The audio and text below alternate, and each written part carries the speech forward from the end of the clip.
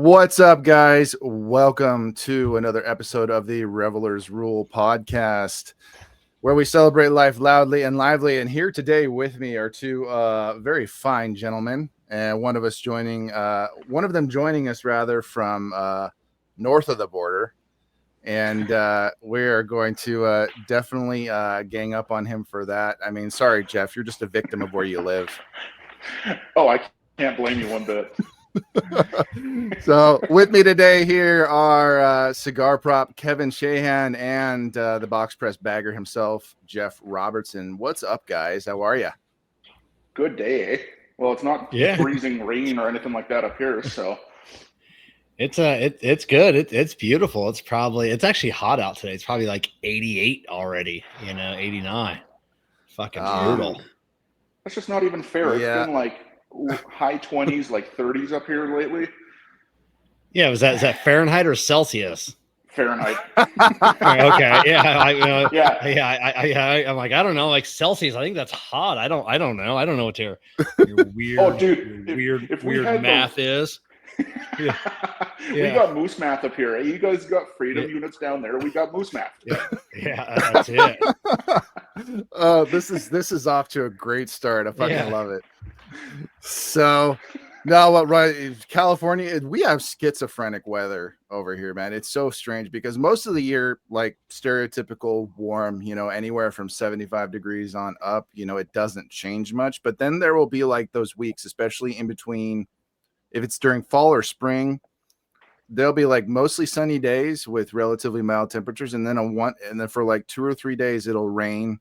Not much, but it'll be overcast, cold, and rain. And in Californians can't fucking deal with rain, at least when they're driving. Like, especially people in LA, they panic, they freak out. They're like, "What do we do?" They don't know how to drive in rain. I've seen it, dude. I love the rain. I love it when it gets kind of overcast and rainy. But yeah, no, everybody else, they freak the fuck out. Oh yeah. But and then it'll like the next day, it'll be 90 degrees. It doesn't make any sense at all. So it's just it's so weird. But I mean, all my roots are here. I can't go anywhere else. I'm stuck in the overtaxed and overpriced state of California. I know, brutal. I mean, we talked to a few of my buddies out there, like you, Tim, a couple other guys, and and then but for the most part, everybody says they tolerate it because it's just because it's a beautiful state.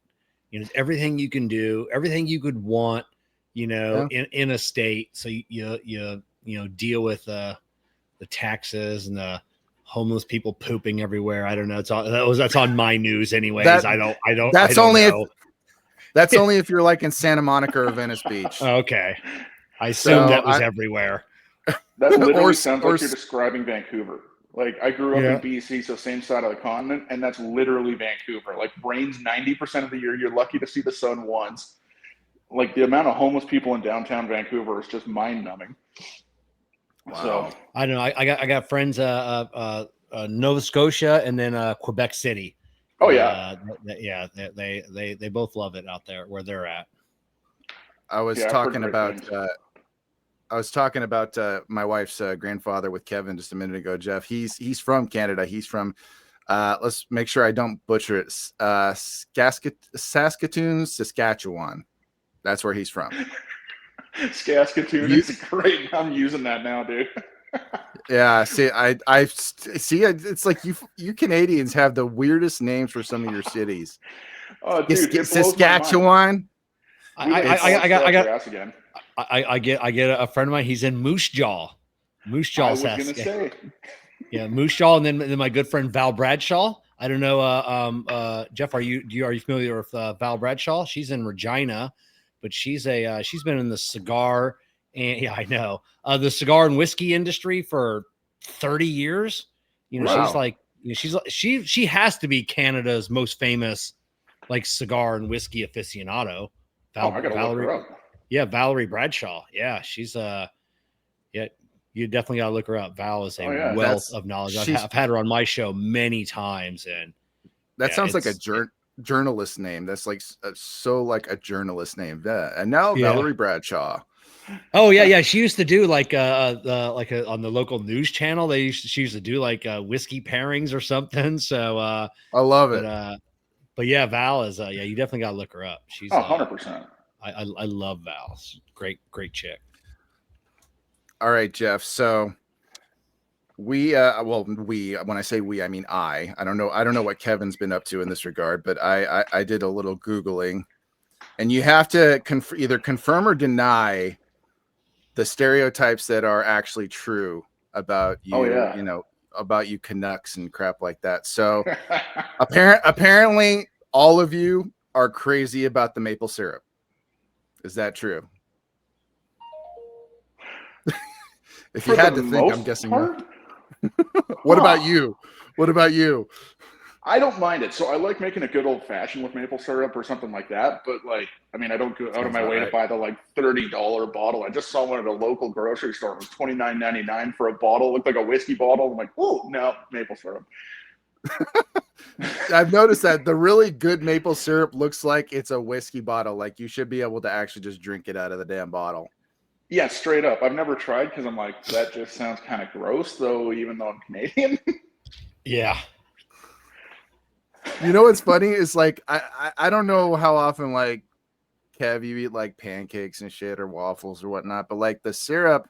Now I'm sure you have like the crap stuff up there, but here like most of the time we just use like the regular pancake syrup, not the actual maple stuff, because it's weird. The consistency is so damn different.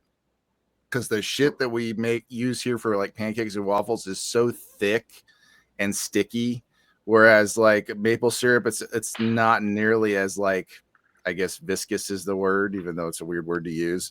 We have the crap stuff for the kids. We give them the garbage food. But for me, it is 100% Vermont maple syrup. That's all I'll have. And I actually had that on my French toast this morning, and it's like $30 a bottle for like a little tiny bottle. But no, for me, it's got to be a real maple syrup for me. None of that.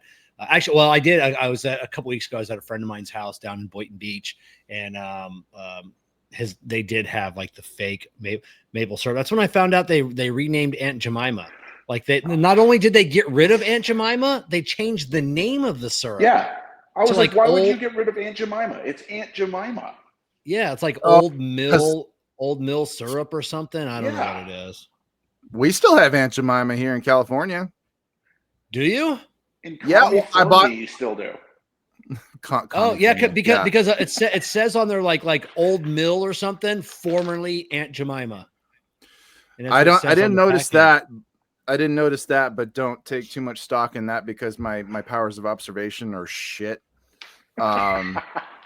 But I got like the sugar-free stuff just because like I joke with people. Sugar is my freaking mistress, dude. I eat way too much stuff with like processed sugar, and I need to quit it and stuff. So, but yeah, no, last time I bought, my wife bought a bottle of it because I said, could you get the sugar-free stuff? And she's like, yeah, sure. So she bought a bottle of the Aunt Jemima and said Aunt Jemima on the bottle.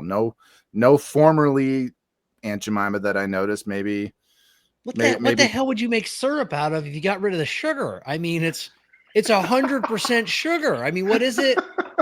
What is even in it? Who knows? I mean, it's probably some kind of like stevia or some shit like that, which I use periodically just because sweet and low is disgusting. And, if I'm going to use something, I try to use as much of the natural shit as I can, just because, I want it to actually taste good. I'm Tim, going back to talking about Tim Long. He makes fun of me constantly about this. Of course, he makes fun of me about most things, but he just gives me a hard time because I actually like my coffee sweet. And he gets annoyed with me. He's like, dude, drink it black the way God intended. I'm like, dude, you enjoy your dirty bean water. I will put, like creamer or sugar in my coffee because I love myself. I mean, the best thing ever though is a little bit of cream, some sugar, and a good glug of whiskey in there. That makes for a great morning. Little whiskey in my coffee every now and then is nice. I can't speak for everyone. moving on to the next one. And Jeff, you're representing your country right now, so keep that in mind. Let's go. Is everyone like as crazy about hockey as all the movies and shit would lead you to believe? Oh, fuck no. Yeah. Yeah, so no, it's a lie. Yeah, it's the classic Canadian stereotype. Like, of course, there are the people that are that crazy about hockey, but the vast majority of us are like, yeah, I'll watch it if it's on, but. And then there's like people like Kevin and I, we live in states where people are like, do we actually have hockey here? I was just at my first hockey game a couple of months ago, back in December. My buddy Craig Vanderslice, aka Cigar Craig, came down and for the barn smoker. So JC Newman gave us their box at the Amalie Arena, so we got to see the Lightning and I think it was the Flyers play. And it was my first hockey game. I'd only seen bits and pieces on TV, but I watched the whole game, and it was free drinks, free food. We got to smoke cigars in the box while we were watching the game, or we actually could go out and have our seats, and watch from there. And it was nice. I said, and a lot of things I didn't understand, but it went into like double overtime, and then there was like a shootout, and then Craig's like this never, like all of this never happens in a game. And this all happened in your first game. And I'm like, yeah, it was okay. It was, I didn't understand cleaning the ice every 5 minutes, or I don't know what the hell. Always stopping the game to clean the ice, to scrape it. There was more downtime to take care of the ice than there was actually people playing hockey. And it didn't look that like when you watch like football, like those are athletes. Like you watch hockey, you're like, I could do that. Like, that's not that impressive. Oh yeah. But put me on there and it'd be a different fucking story. Like I could do that, No, like if I remember correctly, they do that because it's a safety issue. If the ice is all chopped up, man, it's easy for the players to just take a dive and spill all over the place. They got to smooth it out just to make sure the game can. But yeah, it's annoying because you're watching them like they're scraping the ice, and then the Zamboni goes on its little slow death trudge all around the ice just because it's taking forever. And but yeah, no, I mean, we actually have in California, we have two fairly popular hockey teams. We got the LA Kings and the Anaheim Ducks. And there's actually it's funny, Jeff. I used to work in, and I had family who lives. Actually, my wife's family lives in that. There's Ontario here in California, and it's not far from where I live. And they actually have their own minor hockey team there, the Ontario Reign. Yeah, really? It's kind of funny. Yeah, I can't remember if they're owned by the Kings or the Ducks, but yeah, no, they got a minor league hockey team. Then I've been to like 5 or 6 games over the years, so. But yeah, I love hockey. I would actually rather go to a hockey game than a baseball or football game, if I'm being honest, because I get bored as hell during football games. I'd rather watch everything from my house, where the food is free, the drinks are free. I can smoke a cigar while I'm watching my football game, and get up, go to the bathroom, and not wait in line. And when I was younger, I used to go out to a lot of baseball and football games. But as I get older, get out of here. There's no better place to watch it than your house. Oh man, yeah. No, of course not. And I'm the same way when it comes to like having a get together and drinking. I'd rather do it at my house because then I don't got to drive home. Exactly. I'd rather go to somebody else's house than I can leave when I want. People over at your house, you're like, you're doing that stretching. Oh, get out. Everybody leave. It's 10 o'clock. Yeah. Which is why I'm very selective on who I have at my house. So I make sure the people that are at my house are the people that I don't mind if they stay longer. So yeah, exactly. Yeah. You just let them know beforehand. Hey, there's a time limit on this thing. There is a cutoff. There's a cutoff where you need to fuck off. So just know that you ain't got to go home. You just got to get the hell out of here. So. Exactly. No, but I say that because I don't drink a lot that much, but like if I'm at a get together and there's like an abundance of alcohol, I'm going to drink, and it's nice if I don't have to drive home. Yeah. So exactly. it just depends. But my wife doesn't, usually drink that much. So she'll usually be the one that drives home and, very annoyed with me. Like, did you have to drink that much? No, I didn't have to, but I wanted to. Yeah. Preach. I wanted to have a good time. There's not that much alcohol at our house. So yeah, I'm gonna take advantage while I can. Yeah, we've been together like 9 years. Jessica's never even seen me tipsy. Maybe tipsy once, but yeah, no, I never, I don't overdrink. I spent my youth drunk, so the older you get, you're like, I'm over that shit. You just don't wake up as quickly the next morning. So, I know my limit. She doesn't. She's still that way. I gotta watch her sometimes, so. Well, she's lucky she has you. Yeah. Yeah, she'll get mad every now and then. She'll want a drink. I bring back a bottle of water. I wanted a drink. Finish the water first, then you can have another drink. So I remember there's this comedian, and I always reference comedians no matter what, because she's talking about how like at bachelorette parties there's always like the best friend who takes charge and stuff like that. And then she's like at one point like turning and says, she's like, Becky, drink some fucking water, okay? Yeah. Now, Jeff, I know this is true just because of stuff you've said and pictures I've seen, like when you're like you want to smoke on your freaking patio and you just can't. But the winters are not kind to you up there, are they? Okay, no, not even close. So I'm a snowplow operator during the day. We just got called in for the weekend because there was this massive frozen rainstorm that came through. And this is it varies depending on no, it's pretty much anything Alberta over like the Nova Scotia coast. BC is just warm, or at least Vancouver part of BC. The rest of it's kind of winter. But we got 125,000 people without power because of the frozen rain. There was it? Okay, I don't want to interrupt you, but here in the U.S. we call frozen rain snow. Is that something? Do you not use the term snow up there? When water freezes and drops down, we call it snow. Am I wrong? I think they call it sleet. Yeah. So I didn't actually know this, but frozen rain is actually something completely different. So like, I'll put some pictures up on I'll send them to you guys. Like the plants around us have a good like inch thick coating of just ice on them from the frozen rain. Oh, okay. Yeah, it's crazy. Isn't that what you call like coated. sleet? Isn't that what you call sleet?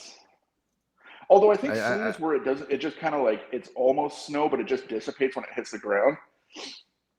Whereas whatever. I live in California. Yeah, you guys don't have to worry about it.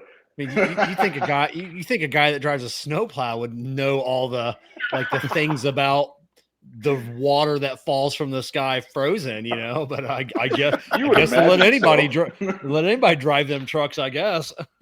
Oh, bro, the way the trucking industry is up here is very true. Yeah. We just need people. We'll let anybody drive it, even if you're a fucking moron. It's terrifying, bro. Oh man. Oh yeah. It sounds scary because I mean I think about like the truck drivers that the semi drivers and stuff, like long haul truckers that I see here in California, man. They've got it down to a science, it seems. I mean, from my perspective, because like you'll see them drive it along and then periodically pull off to the side of the road, and then they're like, okay, the road's open enough, I can pull back out now. And driving through like mountainous hilly areas, man, there are so many pull off points, and it's just like, because they know they're going to hold up traffic and piss people off.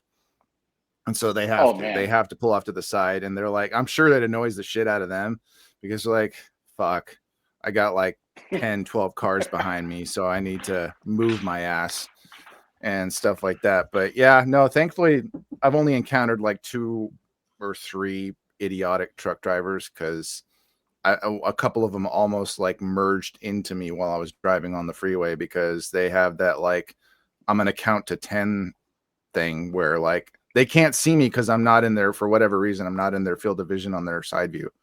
And so they just start to merge, and then I swerve and honk my horn and flip them off. I'm like, what the fuck, man? Trying to run me off the road. Yeah, up here they have it down to a science, but it's the science of stupidity. So Yeah, it's also We have that metric here. science, so you got that rule of error there. So Yeah, we ain't operating in freedom units, so yeah. What do they count like when they're trying to merge? Like 1 moose antler, 2 moose antler. Yeah. Is that how it works? Oh, 1 maple syrup, 2 maple syrup, 4 maple syrup. I can only count to 5 Jeff, how far are you from Newfoundland? Like, where's that at? The Newfies are 3 provinces. Oh no, wait, Quebec. I don't know what that means. 3 provinces over. Yeah. So a state and a province are the exact same thing. Well, except the provinces are huge. I know that, so yeah, like so hours. Okay, if you were to drive there, how many hours would it be? I've never officially looked it up, but I want to say at least 24. Oh, so it's that far. So you've never been to Dildo. Okay, that's our famous town with the statue of Captain Dildo. It's a real thing. What? Yeah, they have a town called Dildo, and their statue, like their mascot, is Captain Dildo. How have I never heard of? Okay, I'm looking this up and taking a road trip in the summer. Yeah. Beware how you Google it, dude. You don't know what might come up. Oh, you'll never get rid of that algorithm. You only get one shot. Yikes! We noticed you searched this. You may also like this. Yeah, that's it. Oh my God, your wife picks up your phone just to look at something. Like, what is all these Facebook recommendations and Google? What is going on here? There's like a town, I think, that's like in the UK. I remember it's in UK, somewhere in Europe. Don't ask me to do geography, but there's actually a town apparently that's called Fucking. Oh yeah. Yeah. Like the guy who's like the travel documentarian guy. He's just like, welcome to the town of Fucking. Over here is the fucking church. Over there, the fucking school. It's just like, what do they teach in Fucking? I can only imagine. Yeah. Oh my gosh. I love it. That's where did you find out about that, Kevin? It was one of my Google searches. So weird like town names. So I think Ontario has a town called Swastika as well. I don't know if it means something, if it's like in whatever language, but yeah, they have a town called Swastika as well. I'm gonna have to look that up. There's some weird ass. There's a town in Michigan called Hell. I've been there. Here's my Hell, Michigan story. Greatest story of all time. So I'm leaving from my parents or my grandparents' place in Ohio, and we're going to my ex-wife. Now her parents, her mom lived in Hudsonville, Grand Rapids area. So I wanted to make it was like an hour and a half detour out of the way. I want to go to Hell, Michigan. I'm like, oh hell, we saw it on the Travel Channel. It looked cool. It's not a cool place, so we're just getting into Hell, Michigan. So we're on the highway. So I have my GPS set to the place in Hell called Hell in a Handbasket, and it's like the general store. As we get in, that's actually clever. I like that. As we get into Hell, my and I have a picture of it. The temperature on my dashboard was 66 degrees. My odometer was 66,666, and we're going to Hell in a Handbasket. Greatest picture of all time. All 6s, all the way across my my dashboard. That's the most metal thing I've ever heard. Yeah, I know, right? It was awesome. I'm waiting for like a black metal band to burst out of the trees or some shit like that and start playing some shit. Like I remember I heard a joke. I don't know like what kind of, if it was more rural or suburban, Hell, Michigan, whatever, but probably more rural than it was suburban. It sounds like a small town, but it's two buildings. Yeah. Okay. Hell, Michigan is two buildings. That's it. That makes sense because nobody wants to live in hell. Yeah. But no, I heard this joke that like if you travel far enough into a forest in Norway, you'll eventually stumble onto a black metal band shooting a music video. Yeah. Oh, it's which so is true. very true. It's very true. That Yeah. tends to be their thing. So Yeah. Oh yeah. but oh man. So okay. I'm trying to like some of these stereotypes get like less interesting the more I read them. I'll be perfectly honest. Except the whole like the sorry, not sorry. Apparently, that's one of the other stereotypes. Jeff, where are you going, man? Sorry, dude. I had to get up here and refresh my beverage, eh? That was a perfect segue into the whole sorry thing.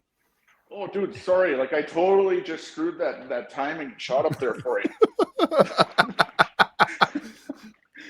No, but are Canadians really that nice?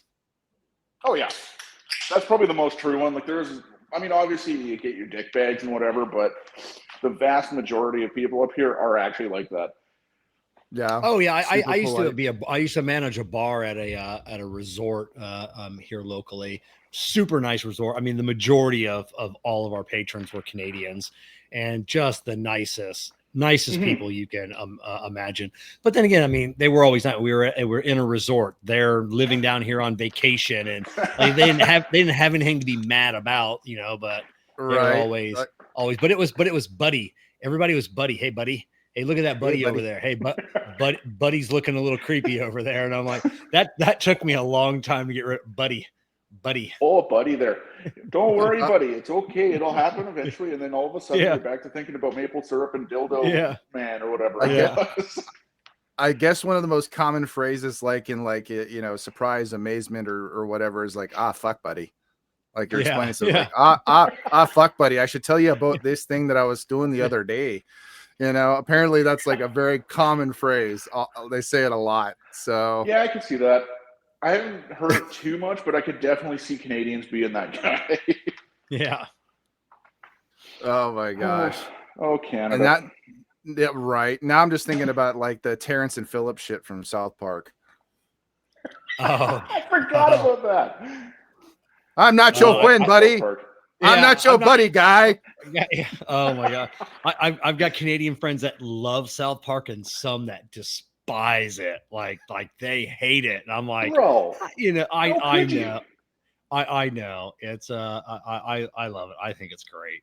Like the old people driving episode is like the greatest thing I've ever seen. Oh my god, driving up the staircase. Oh, that one is right above the whole like Night of the Living Homeless thing. We're like, do you remember that one? Yeah, my favorite was the 3-part series on what was the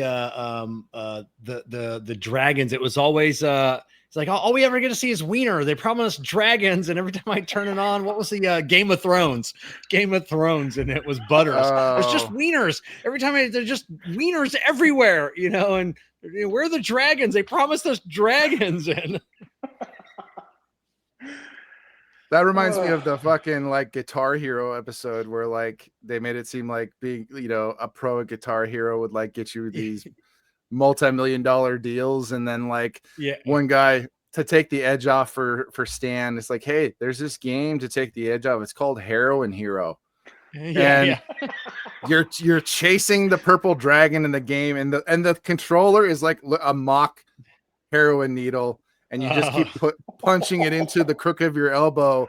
And every time that you get close to the dragon, it gets further away. You almost got me. You're almost there. Yeah. You're getting closer. Oh, my God. That's great. I don't know how after, because it came like late 90s. Like it was like 97, 98, or maybe earlier that it first came out. How after 30 plus years, they're still coming up with shit. No kidding. Oh, yeah.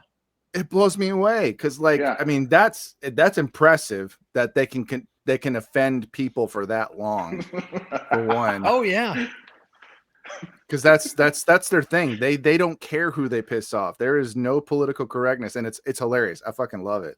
Oh, it's fantastic. Admittedly, I haven't watched it in years. Yeah, I do want to go to the restaurant. You know, they bought the Casa Bonita. You know, the actual, you know, that they from the show with the I think they mentioned in the show a few times. Casa Bonita was a place in Colorado and a famous restaurant. They had the cliff divers inside the restaurant, everything else. Really? and it went out of business. They bought it, renovated it for like $30 million into this restaurant, and it's Holy like a shit. year waiting list to get in. Like it's a year if you want to get into this restaurant. Jeez, I did not know about that. I mean, if I'm being 100% honest, I haven't like watched South Park in a long time. Like every now and then, like my dad loves it, my brother loves it. So if I'm ever with them and they put it on, I'm like, yeah, sure, I'll watch it. Shit, I'm probably gonna laugh my ass off or cringe as harder than I've ever cringed. But yeah, no, that's crazy though that they just because it was referenced in the show. And then well, because it was a famous restaurant in Colorado that everybody used to visit, and they used to put on these huge shows and everything else. I mean, giant restaurant, and then it just fell on hard times and closed down. And they're like, you know what? That's a bummer. We're billionaires. Let's just buy it, you know. And right, bought it. Bought it, renovated it, and like I said, it's a year-long waiting list. And it's not like high prices; it's average prices that you would go to in a regular restaurant. But because there's so many shows and everything else, you know, it's very limited, seating each night. So yeah, it's like a year waiting list. Yeah. So they basically just bought the thing, didn't change anything about it, just updated it, and boom. Yeah, that's it. You know, that's so good. Fresh makeover. Cool, that is cool. See, that doesn't sound like let's just throw money at something to me. That's just like, hey, you know, this has a sentimental, value to us, a special place in our heart, and it's a shame that it had to close down. So yeah, let's spruce it up, open it back up, same name and everything. I think that's actually really cool. Yep, let's save it. So yeah, but no, it must be nice to be able to throw money at something, I will say. Oh God, yeah, I know. Like an obscene amount of money. Yeah. I can't count the number of times, like, I'll be honest, like this happens fairly often because there's a bunch of properties near where I live that are like either in older parts of my town that are like kind of a little bit of a drag or strip mall type thing that, are just completely empty and abandoned, and they haven't been, had any businesses there for years. And like so many towns, there's a bunch of shit that just gets gentrified and new places open up. I mean, it brings business to the town, but there's all these empty businesses and stuff like that. And it says, it's owned by some, real estate company. And I see certain spots. I'm like, that'd be a great place to open up a cigar lounge. Cause there's like one cigar lounge in my actual town. There's a couple others fairly close that, aren't too crazy driving distance, but the only cigar lounge in our town is a members only joint, and they charge like $2,000-$3,000 a year for you to come and hang out. And there's like tiers to the memberships because they have different rooms that offer different experiences. And I actually went in there. They gave me a tour. They allow you to come in and see the place, but you can't stick around and smoke unless you're a member or a member invites you. And I knew the guy, the owner, because there was a cigar lounge prior to that was just a little bit further down the same shopping center. It used to be called Burning Desire. It was nice. It was really nice. Jeff, actually, me, Tim, and Brandon did did a live stream from that lounge when we first met Brandon. He first came to town. So Kevin, I'm sure one of the first ones I watched. Yeah, Kevin, I'm sure you know Brandon Wells. Yeah. Oh yeah. Yeah. So yeah, we did a live stream from that. And it was a nice like lounge area. I've been there a bunch of times, and it was a really nice, comfortable place to hang out. I don't know if they just weren't doing well business wise, or just the owner, a guy named AT. He's this French Nigerian guy, really nice. He owns several businesses, and he just decided to open up a bigger place. And I think he just wanted it to be kind of a nicer place. He probably, if I'm being 100% honest, he kind of wanted to root out the riffraff. Because sometimes there are places that attract, people that really don't respect the place. And once they take foothold, there's hardly any getting them out. And that's what it sucks. Yeah.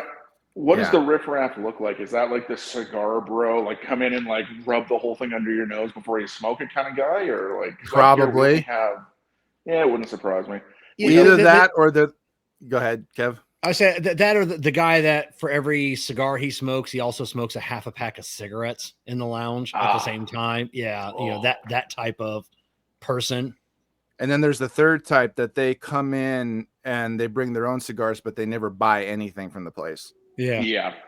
So like if I'm like the last time I was at a lounge is when I did the first episode of the podcast with my my friend Michelle, and I didn't actually buy any cigars while I was there because I brought some Apostate because they sponsored that episode, and I just paid the cutting fee.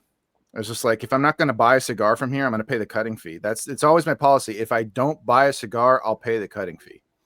Because when I was out in Vegas last at the Monte Cristo, the new one that opened up, I mean, the cigars are ungodly. I mean, they're priced like Canadian cigar. I mean, a cigar you'd pay $8 for at my local lounge, they were $40 at that lounge. But they had a $10 cut fee, and I'm like, oh, I'll just pay the cut fee. I'll just smoke my own cigars. Yeah. And then we were drinking, Jessica and I, so we just kept drinking. We just kept tipping the waitress, and then she only charged us the cutting fee one time, and I don't know if that was be per cigar, but she made her money on tips, so I don't think she cared. But yeah, I would just pay a cutting fee. And when Jessica and I first got together and we were traveling, there's some lounges. She was more predominantly into the infused cigars back then. Neither one of us smoke them anymore, or rarely. But if we went into a lounge that didn't have any, I would buy 3 or 4 cigars. I'm like, hey, my wife, she brought her own. You don't have any infused. Can she smoke? But if I was buying 3, 4, 5 cigars, they didn't care. They're like, yeah, exactly. She'll smoke whatever she wants. Yeah. Yeah, there are some places that are pretty chill about it. Like there's a lounge in a town called Fullerton. I actually used to work there briefly. I did their social media for a bit. And they honestly didn't care if you brought your own cigars. They didn't really care that much if you didn't buy from their humidor, just because like it was a cigar bar. So they only really cared if you bought drinks, because that was where they made the majority of their money. And they, in California, it's kind of hard to have a bar in a cigar lounge because there's stupid licensing and fees and crap like that. And if you're lucky, you can kind of get it grandfathered in, which is what they did. And but yeah, no, they were pretty chill, and like they're actually a member joint, but they honestly don't really enforce it that hard. They just because it's way cheaper than the other place I described, where it's like maybe $400 for a year, which isn't bad. But because I worked there, however briefly, I worked there for like 6 months, and every time I show up there, because I know the owner and his wife, they're just like, or I know the guys who are still working up in the front, they're like, hey, what's up, man? Come on in. I don't even have to pay like the day pass, which is like $10. So, and I remember I called them the first time before I ever, really got to know them or started working there. I was like, hey, is it okay if I bring my own cigars? I'm like, yeah, no problem. But I still bought like a stick or two while I was there, because that's usually my policy anyway. If I'm going to be there, I'm going to buy at least one stick. Yeah. So that way I can give some of my business. Yeah, my family doctor owned he just recently sold it, but owned our local cigar lounge, and it was a members only. And that's the way he wanted it. He bought it. It was it was a small place, somewhere where he could smoke essentially for himself, and he always said, you don't ever have to pay. Just, I'll let them know you're always, you're always welcome. But then you could bring your own booze. They had all the mixers there. They had sodas, juice, everything else, that was all, for the members. You had to pay, I don't know, whatever it was, $1,000 a year or whatever. But, but you could get in 24-hour access, and, just bring your own. You had your lockers. People kept their booze in their lockers, and it was a nice little lounge. That's awesome. Canada doesn't have that. I was just talking with I was on a HERF not too long ago with Val Bradshaw in Saskatchewan, and she said they're just opening up. I think it's either the first or the second cigar lounge in Saskatchewan. That's how rare cigar lounges are. Oh yeah. So I was talking to it was like a cigar advocate company up in Canada here. I forget exactly how many they said. It was like 3 or 4 total across the entire country. Like the most known one, the most known one is Q Cigar Lounge out in Edmonton. They're freaking awesome. If you guys know Chris LaPointe at all, I know Chris. Yeah, I know that name. Yeah, he did not Gentlemanly Cigar Smokers. So, okay, yeah, they were based out of Edmonton. So I've been meaning to get up to that side and actually check out that lounge, but it just hasn't happened yet. But like, other than that, Vancouver used to have one, and BC as a whole outlawed it pretty much. Edmonton only has the one in the entirety of Alberta. There's one in Quebec, if I remember right, and none in Ontario. And then might be one in the Maritimes. So yeah, so she might be. It might be the first one in Saskatchewan then, but yeah, it's insane, absolutely nuts. That's crazy because I mean, there's actually about a little over 300 lounges in California, and they're scattered across the state. Where like, as opposed to like in Florida, where Florida's the cigar state because it's so close to the Dominican and Cuba and stuff like that. That's like Cigar Central. It's just in the United States, that's where but like in places like Arizona, where the tobacco tax and shit is super low, like you can get cigars half price there that you can get them in California, because like a cigar that might cost $14 costs about $7 or $8 in Arizona. I remember the last time I went there, I bought a bunch of them just because I'm like, there's one, I can't find this one in California, and two, it's half the price of what it would be, half the MSRP that you would normally get it for, even online, because the tobacco tax is so low. And we have our tobacco tax in Florida is 0. And then if I drove 20 minutes in any direction, I mean, I could probably hit 12 lounges in 20 minute, 30-minute radius of me, so yeah. There's actually like 70 cigar spots in the Phoenix metro area alone. In Arizona. There's a bunch of them. Like, you can't go very far with that, even if it's like kind of a smoke shop type deal as opposed to a lounge. You walk in, there's like maybe a small sitting area, there's a humidor, and then there's a register. Nothing big, nothing super, but there's some swanky lounges in Arizona, like Puro Cigar Bar. That place is like 2 stories, a couple of different bars, and this huge humidor that they have there. I went there with Tim and Brandon years ago, and that place was fancy as all hell, but it also was pretty chill. Like, there was areas where you had to be a member to go into, or you had to know somebody, but for the most part, everybody's just hanging out and they're drinking and they're smoking and they're having a good time. And it's just like, man, why can't this shit be in California? Well, I know why it can't be in California, because the tax is stupid and the laws are dumb. It's all because everybody's so massively uneducated when it comes to cigar smoking.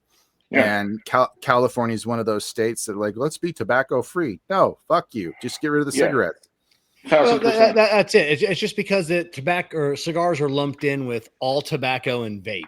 So anything that blows smoke, no matter what smoke it is, it's just bad. And like I said, it's absolutely dumb. But if you exempt one, the other groups are going to get pissed, and I don't know. It's it's the whole, like, the law of lumping in anything that seems remotely close or similar, and then they just try to, let's get rid of all of it. And it's just like, well, that doesn't make sense, because there's just, there's people who enjoy, because I keep telling people, because like for instance, I'll go to my doctor's office and, they'll ask me, do you smoke? And there's really no reason for me to lie. And I just said, I have a cigar every now and then, which is true. Just the now and then is a little more frequent. I might only have a couple cigars in 1 week, but then the next week I'm making up for lost time, and I have anywhere from like 7 to 12 cigars in a given week. I don't smoke as much as I like, but I also I bring my doctor cigars during my, I have my yearly physical in like 2 weeks. I'm going to bring him cigars. So that's not a question awesome. he cares about, the only question he doesn't ask about cigar smoking, because he knows me, he asks everybody, obviously, during, doctor, you got to ask if you smoke and whether you drink. And the only question he won't ask is like the whatever group that, the AMA, they give all the doctors a list of like questions you need to ask your patients. And he refuses. My last 2 doctors, do you have any guns in the house? My last 2 doctors have refused to ask anybody. Like, that is none of our business. Why is the AMA, why is the AMA requiring or requesting doctors ask that? And he's like, no, not asking that. Don't care. That doesn't make sense. Bro, that is straight up Canadian level, like, stuff they'd ask. Like, oh, do you have guns in the house? Why do you need to know? Because gunpowder poisoning or something. Like, it's so stupid. But I remember my first primary care doctor, this guy who is from Wales, really nice guy. I only had him for a little bit, and he's listening, do you smoke? And I said, yeah, I have a cigar every now and then. He says, and when can we get you to quit that? I said, never. Yeah. He looked at me all shocked. He's like, really? I said, I've been smoking cigars for years. It has never once negatively affected my health. I come every single year. I get a physical. I have a clean bill of health. My blood work's good. My heart, my lungs are good. I don't, and I tell other people, it's like, I can go weeks to months without smoking a cigar if it was absolutely necessary. Yeah. And I don't get the fucking shakes. I don't get, like, I'm not jonesing for a cigar. Like, I'm getting irritable and grumpy because, I mean, yeah, I miss it if I'm not smoking, but at the same time, this literally is something I could quit anytime that I wanted to, because I don't have a dependency on it. And that's the thing that people don't seem to know or get. They're like, well, there's nicotine in it, isn't there? I'm like, yeah, but nothing else. There's nothing else. Yeah, for me, I would say I'm a little dependent on cigars because it's a habit. It's not something I need. Like, as I'm, sometimes sitting in front of my computer for hours on end, and it's just smoking a cigar. When I'm at work, the guys are funny because I always have like a small flashlight in my mouth at all times, underneath of a car or anything else. When I take it out of my mouth, I take it out like a cigar, and then I'll hold it off to the side, and then they'll laugh, and I'll look over, I'm like, oh, hey, look, so. Oh yeah, I didn't even know I was doing it. I know, and every now and then I catch myself putting it back in and taking it, because it's just that habit, when you're in this business, you're always, you always have a cigar in your hand, it's the hand to mouth thing. You just can't help it. That's all it is. It's just that hand to mouth. And it, and then if I'm watching like a game, sometimes a cigar makes things better, it just, just like having good food and good drinks and a good cigar just makes watching a game and hanging out better, so 100%. Absolutely. Yeah. I've said it before many times. Like, some of the best conversations I've ever had were over a cigar. Yeah. And we may not have even been talking about the cigars we were smoking. We were just talking. That's me and my dad. Like, I'll sit, whenever I go see him, it's just me and him. We're on his patio smoking cigars, talking, or watching, if he decides, this is what we're watching, like, we're going to watch, a little bit of the highlights from the football game from earlier today. I'm like, all right, cool. I'm just going to sit here and smoke my cigar and hang out with you. And, it's just like, same thing with other people that I know. And obviously, what we're doing right now, some of the best conversations ever. And we don't even necessarily have to be talking about cigars. And that was one of the reasons why I started this podcast, is because, I mean, I've been doing cigar media for almost 7 years now, which is crazy. But that's not all there is to talk about. There's so much shit to talk about, and cigars can be kind of a good jumping off point. But for the most part, just, there's so many things to talk about over a cigar. And it's and I'm lucky enough to have a spouse that smokes cigars. So we sitting here in our lounge. Yes, you are talking about the kids or life, or sometimes we talk about the cigar. Yeah, I mean, she's in the cigar. I mean, she works for a cigar company. So I mean, so I'll ask her what she's going on the social media side, and sometimes we'll spitball ideas, and nothing gets the juices flowing when you're having a cigar. You're talking about like the industry. It just I don't know, just gets things going, gets the mind going.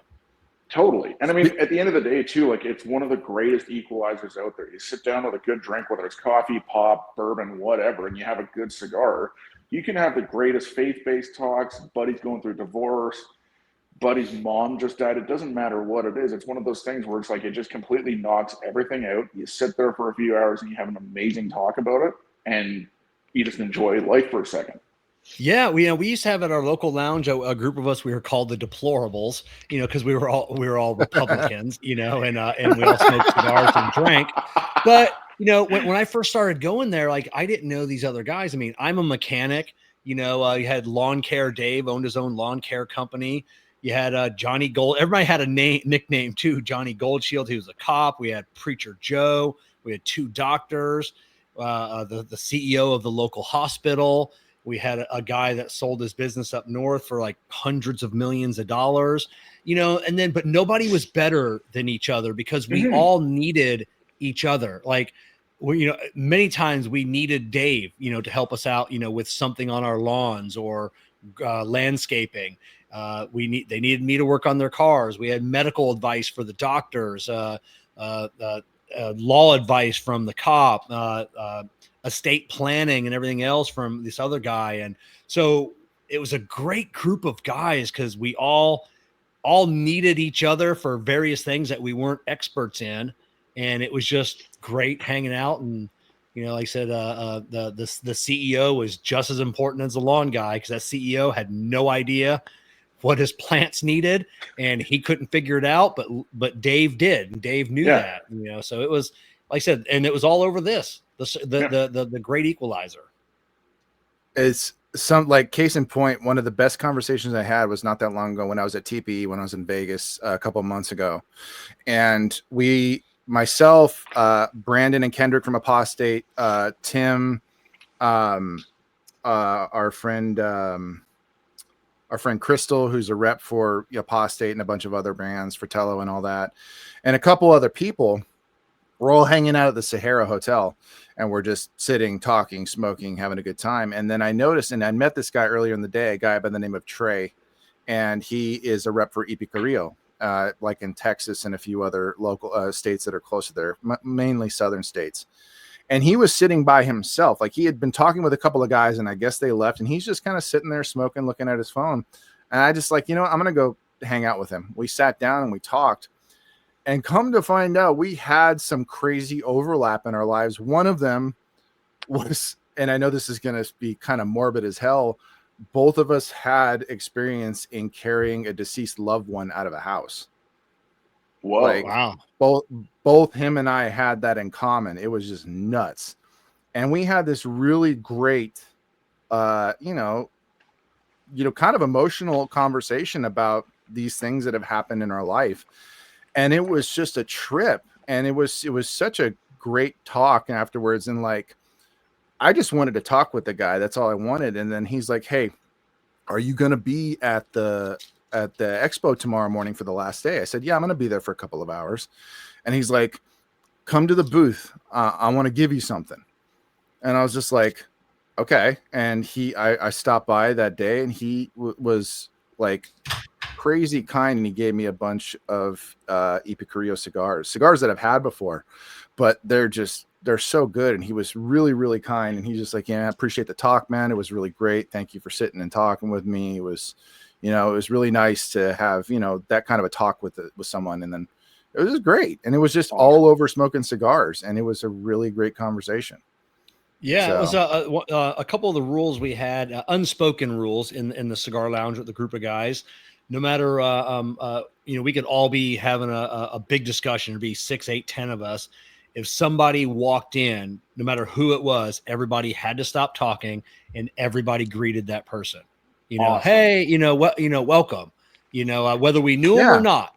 If we knew him, it was a big, "Hey, Norm," or whatever. But if we didn't know him, we always tried to make that person feel comfortable. And then we never let anybody sit alone. Like, so, if you had like a new person, they would go in, get a cigar, and they'd sit off to the corner and we'd be like, no, someone get up. We get over here. Get over here. I would get up, take this chair. I'll grab another chair over here. And we would make them, come and sit and talk with us. And, because we all know what it's like, or we all remember that I remember going into lounges when I first started. That was scary. going into a lounge and there were people you didn't know, and you know, if you're by yourself, and you know, it was just, you know, I think we all remembered that, and we never wanted anybody else to experience that as well. It's a little intimidating. It's, you know, no lie. You go into a place you've never been before, you don't know anybody, and you're going in there to sit and smoke and stuff like that. And, you know, if you're lucky, and this seems to be the majority of the time, you know, people will say like, "Hey, how you doing? You know, what brings you here today? You know, where are you from? What are you smoking? What do you like? You know, this kind of thing." And it always ends up having a conversation. Now, on the odd occasion, especially if the lounge is dead, sometimes it's nice to just sit by yourself in a comfortable chair and smoke. You know, I've done that before, where depending on where it was, go ahead, Kev. Yes. No, so I'm with you on that one. There are times you just want to be alone, you know, and that's it. Yeah, you know? No. And sometimes it's nice because it's more comfortable than, you know, maybe even the setting you have at home. Cause like, I like my little space here, and I got a nice comfy chair behind me that I'll just lounge in and smoke and watch TV. But, you know, sometimes it's nice to go to a little bit more of an upscale place where they have bigger and comfier chairs, and there's, you know, all the accommodations and amenities that you would expect in a cigar lounge. And even if you're sitting by yourself and smoking, it's kind of nice sometimes not to be bothered. But for the most part, honestly, I'll at least end up talking with somebody, you know, and it doesn't take very long before you realize that you have something in common. Generally 10, 15 minutes, and you're like, wow, we have this weird connection, and it's with everybody. Everybody can have that connection. Mm-hmm. You know, what's crazy, like kind of talking about back to Vegas again, when the after party of the first day of TPE, it was at this club over at Caesar's Palace. And to be honest, the party was a bust. It wasn't that great, because there was no food. It was only alcohol.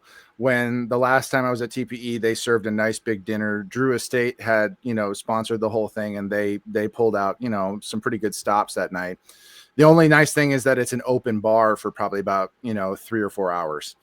And I'm walking to the club because I'm at a property right across the street, you know, another Caesar's property where I'm staying. And I'm walking next to this guy who has a big ass beard like yours, Kev. And, you know, we're just walking along, and I introduced myself, and I'm like, "Hey, what's going on? I'm Kyle." He's like, "Oh, I'm Chris." And then Tim's waiting for us at the entrance. And so I was like, "Tim, I just met this guy. His name's Chris." And we start talking. Come to find out, because Kev, you know, Tim's a pastor's kid, and now he's actually a pastor at a church here in our town. And come to find out, Chris was actually a pastor at one point for many years, and he was a pastor at a church that Tim and I spent time at in the town we lived in for years. And this guy was originally from Texas, if I'm not mistaken. Yeah, he's from Texas. He's living in South Carolina now, but he's originally from Texas. And he pastored at this church in a place I am crazy familiar with, a church I'd spent time at while we were like for years, that like it wouldn't have been hard to cross paths if we had been aware of it. But yeah, no, it was just nuts that we had that kind of, he's like, "Oh yeah, I was a pastor at this church in this town called Rancho Cucamonga." And we're like, "That's our hometown. Like, we grew up there." Tim was like, "Yeah, dude, I like live 2 blocks from there." And it was just kind of a trip, because it was just like, what are the odds that a guy who was born in Texas currently lives in South Carolina, and right now he does real estate, and he has a mobile cigar trailer that he'll take to events and stuff like that. You know, they'll hire him to have cigars at the event. And he was in ministry for years, and he was in our not just in our state, but in our hometown. I was like, what are the fucking odds? It's crazy, the overlap that happens. It's nuts. And we met in Vegas. Yeah. Now, do they have like those mobile cigar lounges? Is that a thing in Canada? You know, like they have like the Airstream trailers. A lot of them are Airstreams or converted motorhomes. I wish we did, dude. Like, we just get screwed left, right, and center on cigar everything here. Like, the average CAO is like $25 to $30. Yeah. Blech. Yeah, I know. It's pitiful. It's like, I love CAO. It's like, holy crap. Like, and also, if you ever try to hit people up for like Cigars Daily and Zeal, Brad's old company, they used to ship to Canada, but they got so many hits at the border and people just declared or denied the package that like they just stopped shipping to Canada altogether. So it's like, I mean, I had one company send me stuff to shoot, but he didn't like, there's ways to get around things. But then like he declared cigar accessories, like not even cigars, but just cigar accessories. And it was $500 in duty. Yeah. And it's like, Jesus. And if you get popped as a shipper, like I, I have a shipping license, like I said, if I get popped too many times, like the US customs will come knocking on my door. Hey, we noticed, Canada has said, has told us that they've opened up a few packages and you're declaring something other than cigars, stop really? it. Yeah. So, I mean, so, and that's what a lot of companies are, get fear, because if you're a big company, you don't want to, get the government, poking around your books and, where else are you shipping to that you're not supposed to? It's why a lot of people just don't ship to Canada. Yeah. It's just not, it's not worth getting caught, and then obviously if you put what's really in the package, is it going to get accepted, or is it just going to get declined? Right. Oh, exactly. And then on top of that, like the amount of tax we pay on everything up here, and I can only imagine how much tax they'd have to pay for the actual product to get in, and then all the cost. It's like, it's not the same as shipping it over to Arizona or Wyoming or something where it's like it's way less tax. And it's like it's mind-boggling up here. It's stupid. Oh yeah. It's so stupid. And especially now with all the fucking tariffs and shit, and this is I'm not gonna get into that because it's just I don't want to talk about politics, man, because it's because there's more to that than I think that we all realize. There's a lot of things that we don't know, like on the macro level of things that happen, that causes all of this. We just hear, oh, they're doing this, we're tit for tat, and there's so many things, and there's reasons for, a lot of the tariffs, like people always 100%. Say, like, say, oh, Canada taxes chicken and eggs at like 300%. Well, they're protecting their farmers as well because of the way they don't have independent farmers. So you always use that. I'm like, that's legit. That's justified. That's Canada protecting its farmers and its people. So let's not keep throwing that in there. But so there's a lot of things that we just don't realize that's what's going on. And, we only hear about the stupid shit. Oh, 100%. Yeah. It's the same for Canadians too. It's like, without going too far down that rabbit hole, it's like, it's the whole planned patriotism thing. Like, that's one thing I respect the hell out of with America is it's like, you guys are just like America, rah, rah, rah the whole time. Canada is just like, oh, good day, eh? And then something comes up and it's like, oh, Canada, screw whoever else. And it's like, no, like, this is how it should be modeled like the US, where it's like, we're Canadians, like, let's fucking get it. But no, it takes these big things for the patriotism to come out, and it pisses me off beyond belief. Yeah. So whereas you got people like Ireland and Scotland who are some of the most fiercely patriotic people I've ever seen or heard of. It's awesome. It's wonderful to see because they're very proud of where they come from. Exactly. And all that kind of stuff. But kind of diverging from that, Kev, the Grace O'Malley cigar is fantastic. It's really good. Oh, really good. Thanks, man. That was that was definitely a passion project that I didn't know if we would ever get off the ground. Just so many companies involved, so many people. It's like, how are we going to make this? There are other people's like, you'll never make it happen. Like, you can't have that many people working on a project from different parts of the country, different industries, and we worked on it for a long time and figured it out. So. No, I like it a lot. Now, what is the makeup of the cigar? Just give me a little bit of a rundown, because this is my first time smoking it. It's going great with my coffee. That's for damn sure. What kind of what's all the makeup of the cigar? I don't know. Honestly, I'll have to look on my website. I'm not a cigar blender. I'm not a cigar maker. I don't have, all of this wealth of knowledge. Plus, I got so much going on in my head. I know it's the from Risty over at JSK Cigars. It's an amped up version of the Red Knight. With just higher priming, tobaccos, like the so it's on my website now. Oh, Ecuadorian Habano wrapper. It does use a double Jalapa Seco binder. And then the fillers are undisclosed just because that's Risty. Risty doesn't even disclose to me what the binders are the fillers are in the cigar. And I'm glad we definitely wanted a double binder only because we knew kind of like the abuse that the cigar was going to take, as we were rotating it, in the barrel, so yeah.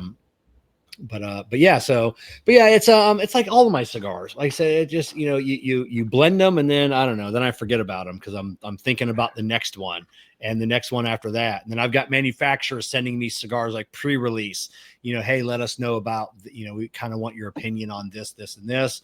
So I'm usually doing research for that. So like Steve Saka will tell you the blend of every cigar he's ever made, going all the way back to Drew Estate days. And I don't have a steel trap memory like that. Yeah. So we just picked a really good cigar. Like I didn't blend the cigar. I didn't blend any of my cigars. I'm not that guy. I'm not that guy, that boutique guy, because I've had those guys on my show, and then I'll have the actual maker reach out to me and be like, that guy didn't blend shit. Like I said, we sent him some samples. He had some notes that were dumb. We didn't listen to it. And we made him a really good cigar.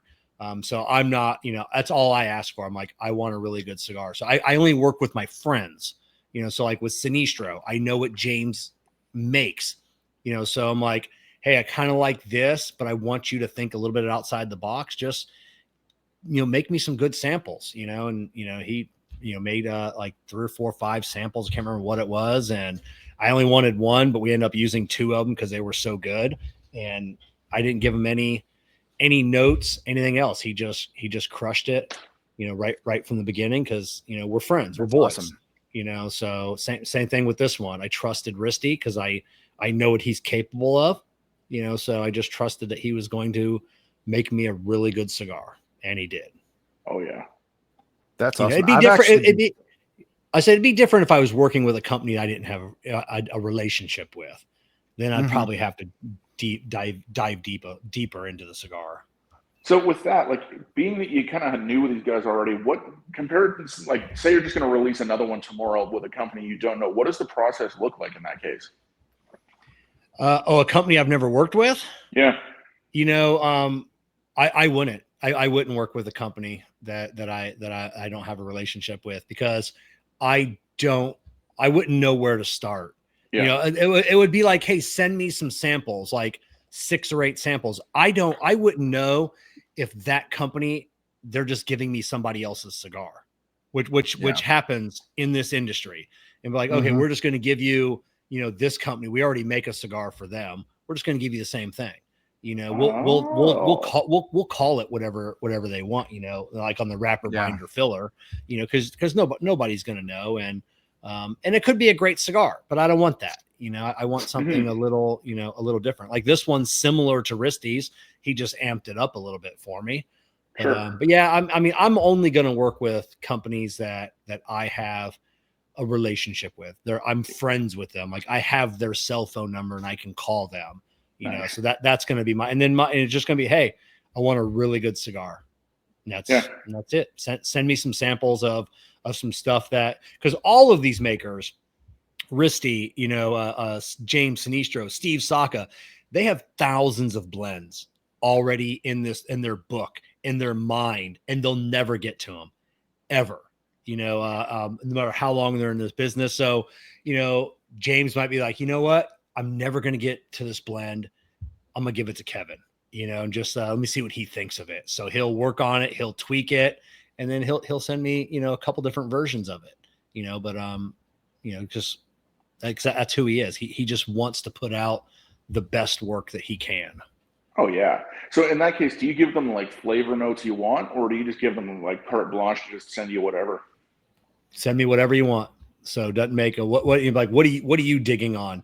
Like we have like a cigar I want to do this winter possibly, and I'll have a little bit more notes because it's a very specific cigar. So okay. I'll have some notes of what I want in it, but not flavor notes or anything else, so, and it's just like, kind of take these and just run with it, make it whatever you want. I mean, I still want to get to the factory. I mean, we get manufacturers all the time. Hey, come down to the factory and we'll let you play around. We'll just let you, get, on your own for the day.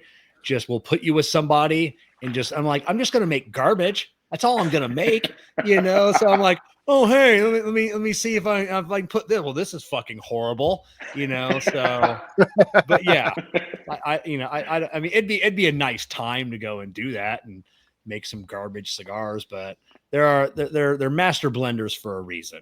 Sure. Yeah. They know what they're doing, and it's I don't want to tell them what to do. Just make me a really good cigar.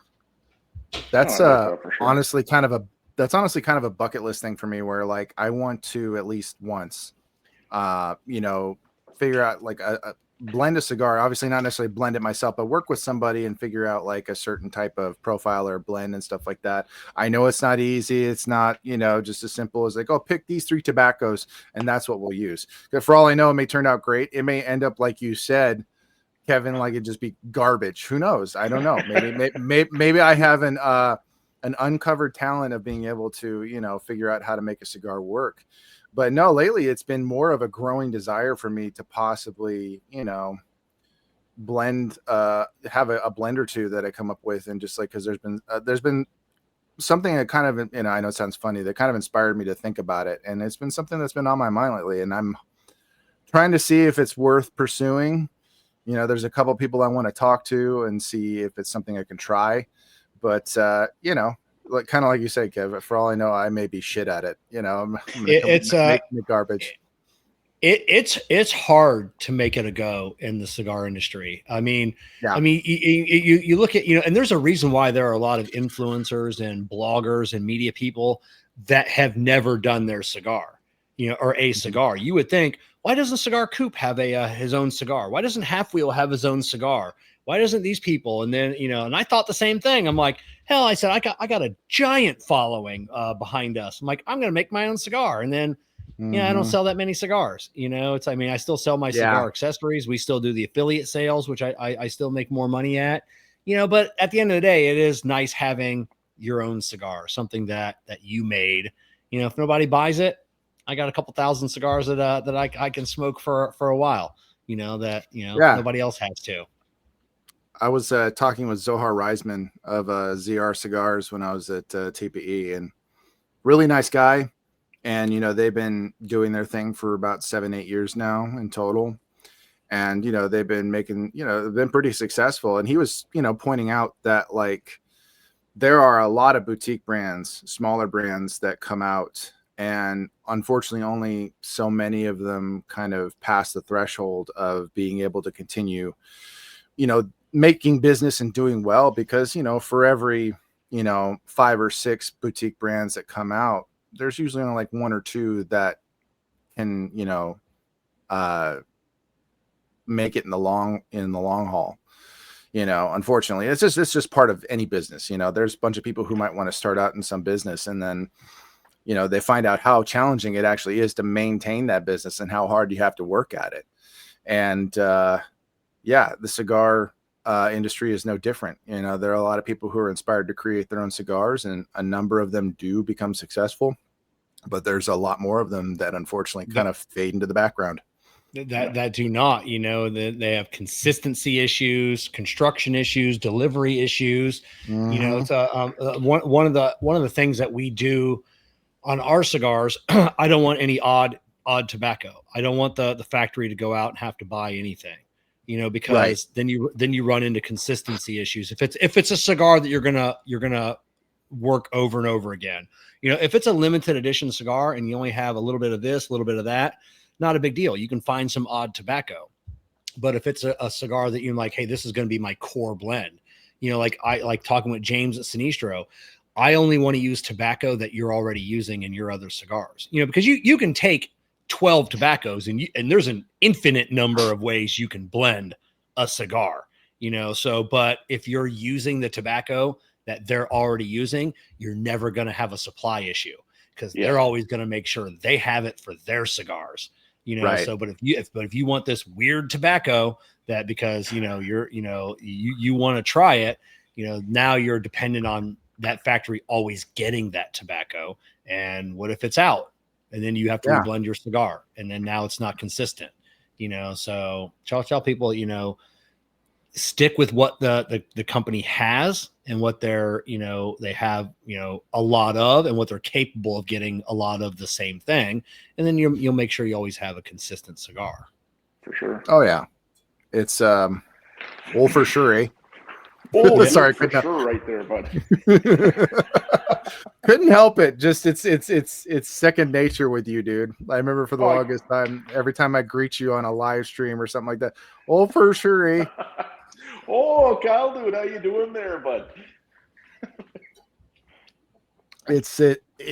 Every time I remember I was in Mexico with my dad, my stepmom, my wife. We were just there for hanging out for a weekend. We were just relaxing and having a nice vacation. And this lady who was trying to, you know, basically sell my dad a new timeshare.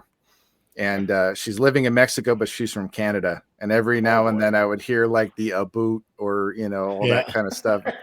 Or I was out the other day and I was doing this and about that. And I'm like, like for the most part, you couldn't hear it. But then every now and then she'd slip. And it's just like, you know, oh yeah, about that. And it's just like, oh, I heard it. Yeah. Oh, don't do the Buddha there, but don't if I know the person's Canadian, I sit there and I just listen. I'm like, I'm waiting for a sorry or an aboot. Sorry about that. It just makes me think of that movie Yoga Hosers, that Kevin Smith movie. You never heard of that movie?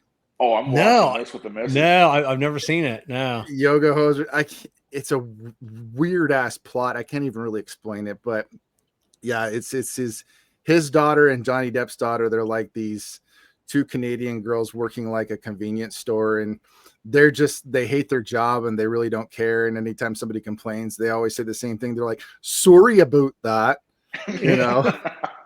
No, movie wise, you can't beat Strange Brew. Bro, the Mackenzies. Yeah, that was the. I haven't seen that one. I haven't. You've never seen Strange Brew? No, I haven't. Oh my Dude, there's God, that was. You've got to watch every time. Yeah, Rick Moranis and so it was the Great White North guys. Yeah, the Great White North guys. Yeah, no, I know about them. My dad gave me one of their comedy albums when I was like in high school. Oh, yeah, they did a movie called Strange. Yeah, they did a movie called Strange Brew. And it was a take great off. Movie. Take off. Yeah, take off, eh? See, at least I know about that. I'm not, you know, out of the loop there, because my dad used to listen to their stuff all the time when he was younger, and he's like, hey, because I love like Monty Python. I would listen to Cheech and Chong's old stuff. Yeah. And he's like, if you like that kind of stuff, listen to this. And, you know, it's pretty funny, you know, and it's just is a crack up. I love it, but no, I'll have to watch that now, because I love Rick Moranis, and again, I can't remember the name of the other guy who was Dave Thomas. Dave Thomas, that's right. Dave Thomas, not Dave Thomas of Wendy's, but Dave Thomas. Yeah. But no, that guy's funny. That guy's so funny. Both of them are. They're so good. Rick Moranis is a national treasure for sure. Preach. I hope he gets back into movies sooner than later. I doubt he will, but you know. No, I think he's enjoying retirement. Yeah. I mean, the last thing he did on camera, I think, was like that Mint Mobile ad with Ryan Reynolds that he just busted him out for a special occasion. You haven't seen that, Jeff? No, I didn't even know. This was probably about 3 years ago. It was right before Rick Moranis got assaulted in New York, which was horrible. Some asshole just decided to knock his ass over in New York. It was crazy. It was such a random thing. And I'm like, where is that motherfucker? You do not hurt Rick Moranis. You do not attack Lord Helmet. You do not attack Lord Helmet. But you know, they're redoing Honey, I Shrunk the Kids. It's of course they are. Well, I think it's the next generation. I think the kids are grown up now, and it's their kids that get shrunk or something. I don't know. I'll still watch it. It's the Disney thing now, where either they reboot a property or they, do some kind of legacy sequel or some shit like that. I mean, I can't fault them for that, because you gotta come up with something and continue the money making machine. But sometimes I'm just like, really, did we need this? Yeah. Was this necessary? I wasn't asking for this, and I don't know anybody else who was. But like you said, Kev, like Honey, I Shrunk the Kids is a timeless classic. I love that movie. And, sure. I mean, even the sequel wasn't too bad. Yeah, So, Honey, I Blew Up the Kid. Yeah, or There's Honey, I only Blew so Up the far- Baby. Yeah, There's that many movies of that. I think There's there's 3. 2. Oh, is there 3? No, there's 3. Oh, There's a jeez. 3rd one, and Rick Moranis, and I think the lady who actually played his wife in both of the first 2 movies, they were the only original cast members that came back. It was called Honey, We Shrunk Ourselves. Oh, jeez. Yeah. It was a direct to video sequel that tells you everything you need to know about gonna have to go find it, so I'm sure it's on Disney Plus. Yeah, but speaking of Disney, I'm loving that new the Snow White is bombing at the box office. Fucking love it. Love that they just bring that shit at the beginning. All you do is not we don't want to hear what your thoughts on anything are. Make a movie, entertain us, get your paycheck, and move the fuck on. Like, that's the thing that pisses me off the most about these Hollywood pretenders now, is it's like, or adult pretenders, as Nerderotic calls it. It's like, you were Rachel Zegler, who's like 25, and you make millions upon millions and millions. Like, yeah, your job might be difficult. You stand there for 12 hours getting filmed, but it's like, try being a mechanic or a waiter or a trucker or something. It's like, and you're complaining that you didn't make enough when you made $4 million off of like 2 months worth of work. Like, it blows my mind. Yeah. Yeah. I just love how much she blew that movie up before it even came out. Like, she decimated that thing. Oh yeah, they had to put it off for a year. They shelved it. They filmed it for an entire, or they shelved it for an entire year before beforehand. And then there's the Blade movie, which keeps getting like delayed. I'm actually sad about that, because I like Mahershala Ali. I like him a lot. Oh yeah. And I think he was actually a really great choice to play Blade. Because I mean, I've been a huge fan of the Blade movies since I was, in high school. I love Wesley Snipes. Yeah, absolutely. The third one is just but it's still fun to watch. It's a guilty pleasure movie. I just love the stories from behind the scenes of that movie. Wesley Snipes spent most of his time in his trailer smoking weed. And and whenever he would try to communicate with the rest of the crew or the cast, he would leave little post-it notes and he would sign them Blade, not Wesley, Blade. Oh, geez. I love it. And like method actor. Yeah. And I love how, like, at the time he fucking hated Ryan Reynolds. And then years later, he actually agrees to come back as Blade for Deadpool and Wolverine, and apparently they patch things up. It makes for a great story, and I love that. But no, like, I guess there were so many script rewrites, and now the word is that it's actually canceled. They've canceled the Blade movie. Oh, have they? Okay. Well, that's either it's a rumor or it's the truth. I don't know. Because they like indefinitely shelved it, but is there something past that one? I don't know, man. It's just a tragedy, because, like, they do the thing where they announce it at the cons, and it's not like Mahershala Ali was caught up in some kind of scandal like fucking Jonathan Majors, who beat his girlfriend allegedly, and all that shit. I say allegedly because I don't want to be the asshole. It's like, yeah, it happened, because I don't fucking know. I watched the video. Yeah. I watched the video and I still can't tell what happened, because it just looked like there was some kind of little altercation. It didn't look like it was crazy violent, but at the same time, it didn't look good for him. And he went from having like this major part in like 2 more Avengers movies to just getting completely shafted because he did something stupid, allegedly. Yeah. And but yeah, Mahershala Ali was innocent in this whole thing. He's ready to go. He's just like, just give me a script, something good, something I can sink my teeth into. And just like, there have been too many rewrites and directors jumping ship, and that's a development hell is what they call that. And so it looks like it's been indefinitely shelved, canceled, however you want to call it. And it sucks. It really sucks, because there are those movies you hear about and you're like, oh, I'm excited. I'm looking forward to it. Dude, and even Wesley Snipes gave his endorsement. He's like, you know, even though he was kind of joking, he's like, I'm Blade, but no, he's like, but no, I love Mahershala. And he's like, I love Mahershala and I can't wait to see what he does and stuff like that. So it's just like, it's sad. It sucks. But well, like my question is, in that case, being that it's been 6 years since it got announced, which is also crazy. Like anything past 3 is crazy. Like, does he get some kind of payout for that? Because he's kind of putting his life on hold just for that. I'm pretty sure they have to buy him out of his contract or something, because he signed a contract to be on for so many movies. And if that gets somehow canned or messed up, then they have to compensate him somehow, because, you know, they hired him for a job that he never got to do. So exactly.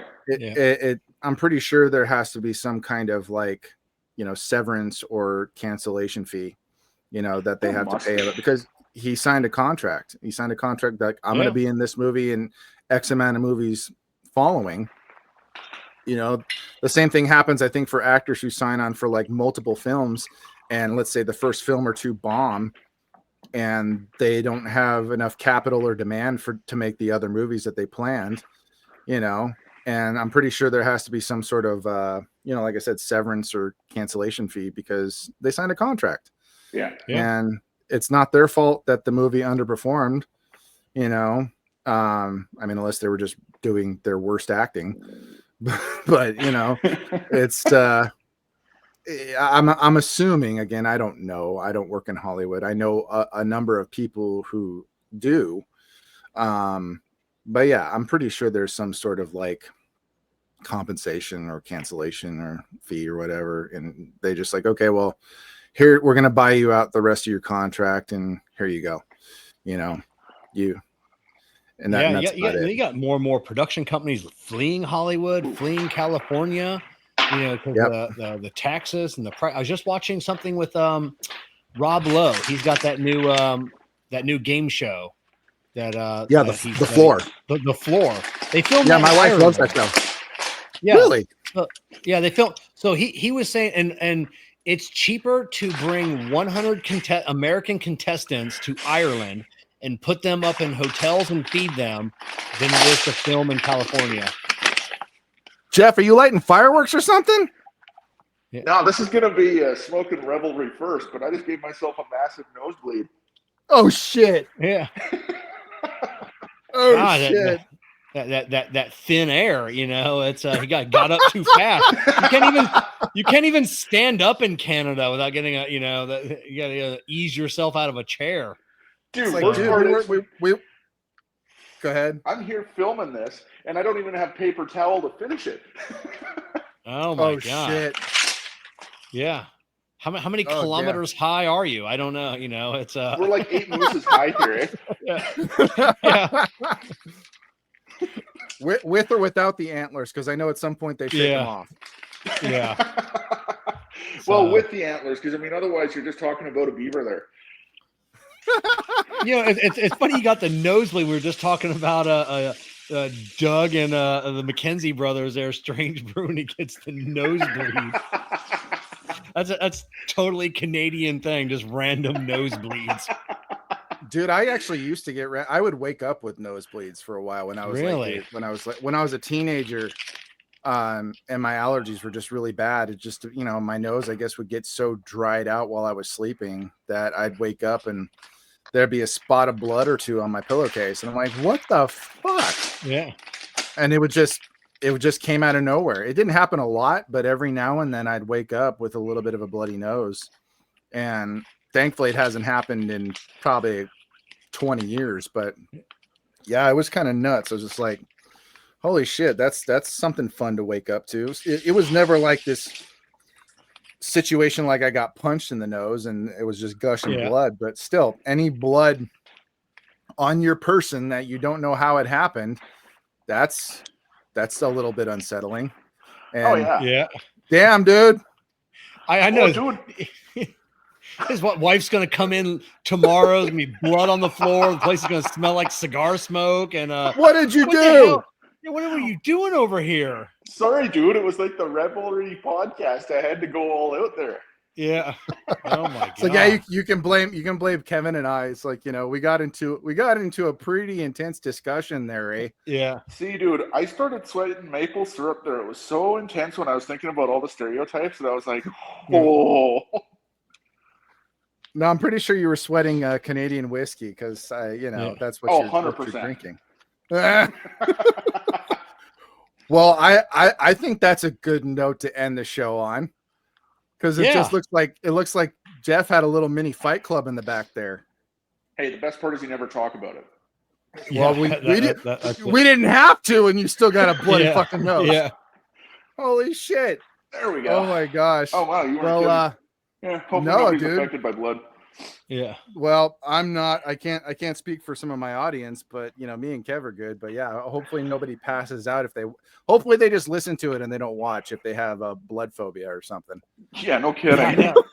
Yeah, but the people listening is like, I gotta go find this video now. No shit. That's gonna be going on. That's gonna be one of the clips I put up when I'm plugging the episode this week, because there's no fucking way that I can just ignore that. Holy shit. Bro, preach. Hey, absolutely. Go viral. Yeah, that's a good that's a good Opus clip. Him just blood coming out of his nose. Tune in to see what happened. So yeah. Tune in to see how we fucked Jeff up. Yeah, just by talking to him. Yeah, well, that's how soft Canadians are. Yeah, that's how soft Canadians are. We hurt his feelings, and his nose started bleeding. And the weird thing was, he apologized to us. Oh, sorry about that. I got a yeah. Sorry about there, that, boys. I didn't tell you I was going to clean my nose off there. Yeah. All right. Well, I don't think anything's going to top this from this point forward. So yeah, definitely a good note to end the show on. Holy shit. This is going to be a tough one to follow. Damn. So, well, thank you guys so much for being on the show. It was an absolute pleasure having you. Thank you again, Kevin, for sending the Grace O'Malley sticks our way. Dude, fantastic smoke. Can't wait to smoke another one. All right, guys, I got a question for you. Who rules? Revelers rule. Absolutely. And if you're listening or watching, that means you. So thank you guys for tuning in. Appreciate all of you, and we will see you guys next time. Rock on. Hey. Couldn't help yourself, could you? Yeah. It just comes out of me there. Don't even worry. That's what she said.